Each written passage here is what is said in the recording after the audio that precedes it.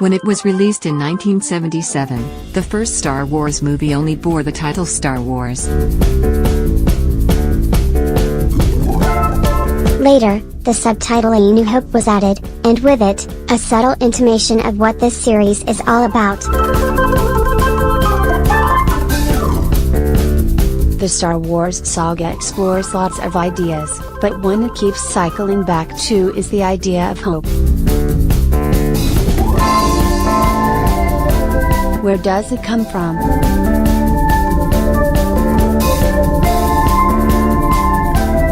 Why?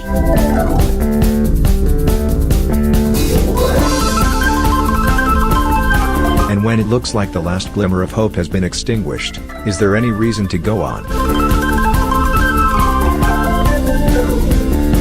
For decades, each Star Wars installment has explored those ideas, moving from hope to despair and back again as a fundamentally moral political battle wages between a dark side bent on its own immense power and a scrappy bunch of rebels who dare to think everyone matters. And now, 40 years after it all started, the 8th installment in the Star Wars series, The Last Jedi, retreads that basic setup with a mastery that isn't just reminiscent of the series' best entries, but takes its place alongside them.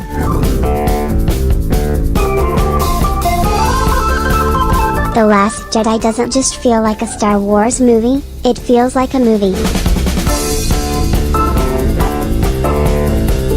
The strength of 2015's The Force Awakens came from its careful retreading of ground that was already broken by earlier Star Wars films, in ways that pleased fans who were terrified this new trilogy would repeat the mistakes of George Lucas's prequel trilogy.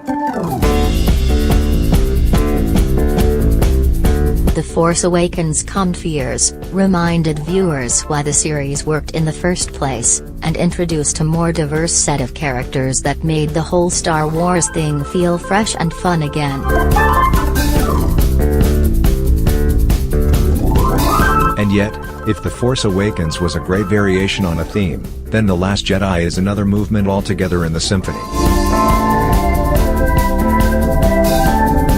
There are images in this movie that provoke awe and delight, and creatures that feel lifted out of half-remembered childhood dreams. And though it briefly appears to lose steam in the middle, that's short-lived, with the third act harboring sequences that feel like a maestro conducting a concerto the size of the cosmos.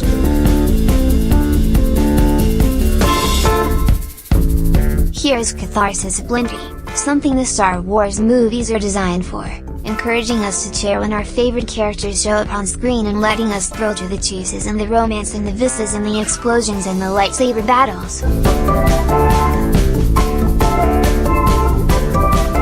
This installment has one of the most purely perfect lightsaber battles the series has yielded thus far.